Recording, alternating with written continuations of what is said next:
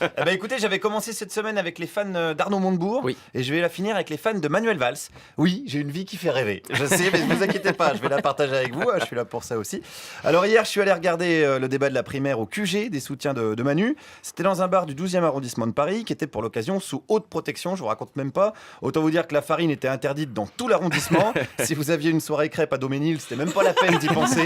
Vous restez chez vous. Et donc dans ce bar, j'ai rencontré plein de gens absolument passionnés. Qu'est-ce qu'ils faisaient là? Bon, on écoute le débat.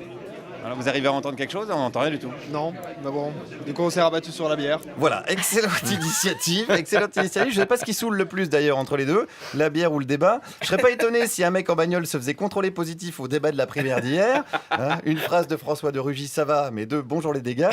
Donc pour résumer, c'était un bar, je vous l'ai dit, et à part ceux qui étaient proches de l'écran et de la sono, il y a personne qui n'entendait rien du tout. Un petit peu comme ce soutien de Manuel Valls, accoudé au comptoir depuis bonne demi-heure, on va dire, et que je suis allé voir. Vous suivez absolument pas le débat là. On est d'accord. Si, tout à fait, je suis le débat, complètement. Qu'est-ce qu'il a dit Manuel Valls depuis le début? Des choses très concrètes. Qu'est-ce qu'il a dit d'autre? Des choses très concrètes. Sur la République, pour une République plus forte. Ouais, vous avez rien suivi quoi. Non, dites pas ça, vous êtes méchant là, vraiment vous êtes méchant, vous êtes vraiment un gauchiste, un gauchiste. Oh là, attendez, commencez pas avec les compliments s'il vous plaît. Alors, attention, un gauchiste par rapport à Manuel Valls, c'est quelqu'un qui roule en vélib, par exemple. Si une roue est voilée, vous êtes un islamo-gauchiste. C'est un jeu de mots. C'est un jeu de mots. Eh ben, C'est un jeu de très, mots. très drôle. Un jeu de mots stalino-fromettiste, comme on dit.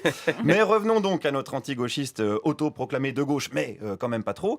Comme de toute façon, il avait rien écouté depuis le début, j'ai tenté un truc. Manuel Valls vient de proposer la retraite à 45 ans, qu'est-ce que vous en pensez? Il n'a jamais proposé la retraite à 45 ans, déjà c'est pas possible. Si, il vient de le dire là. Non, c'est pas possible, c'est pas possible. C'est un coup de poker, il a tenté un coup de poker. C'est pas un coup de poker, il a pas dit ça, non, c'est pas possible. Bon, ça aurait été possible, parce que Manu en ce moment... je tente le coup, quoi. Non, mais ça aurait été possible, parce que Manu en ce moment, il tente le coup, le tout pour le tout, quoi.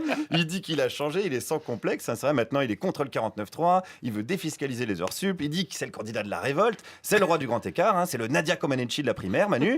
Mais bon, c'est signe qu'il panique, et ses soutiens, ils sont pas très contents.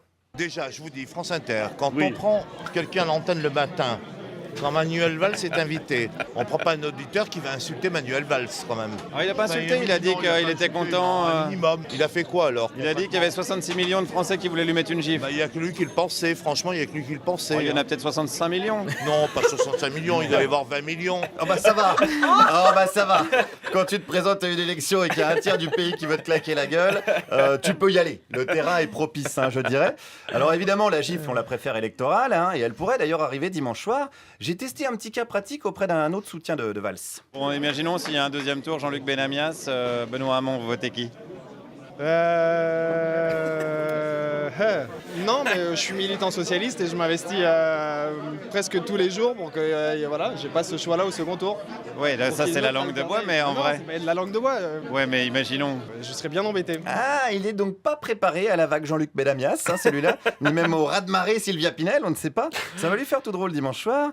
Et à qui ça va faire tout drôle notamment? Au mouvement Les Jeunes avec Valls, puisqu'ils existent, évidemment. Et sa porte-parole, Margot Antoniazzi. Je l'ai rencontré hier et je l'ai même grillé en train de ne pas du tout écouter son chef Manu. Qu'est-ce qu'elle faisait? On est venu écouter Manuel Valls, on est venu regarder le débat en buvant une bière. Alors là, vous n'êtes pas du tout en train de regarder et pas du tout en train d'écouter. Et j'étais sûre que vous alliez me dire ça. Eh ben alors, Margot, si t'étais sûre, qu'est-ce que tu fous? Si même toi, t'écoutes pas Manuel Valls, qui va l'écouter? Il va encore s'énerver, Manu. Et on sait comment il est quand il s'énerve.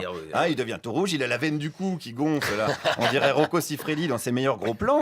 Bon, alors Margot, quelles sont les propositions de Valls? Du fait qu'il voulait supprimer le numerus clausus pour augmenter le nombre de médecins, qu'il voulait un coût des soins moindre, et qu'il voulait discuter avec les médecins. Voilà, il a parlé beaucoup de santé. Du coup, il a un beau projet. Il a un très beau projet. Mais c'est pas un gars qui a été Premier ministre, Manuel Valls, il aurait pas pu le mettre en œuvre avant? Quand on est Premier ministre, on met en œuvre une politique. Quand on est candidat, on présente un projet.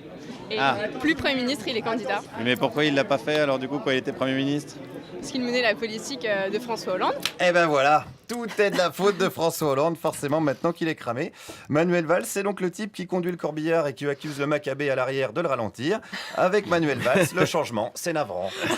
Guillaume Meurice.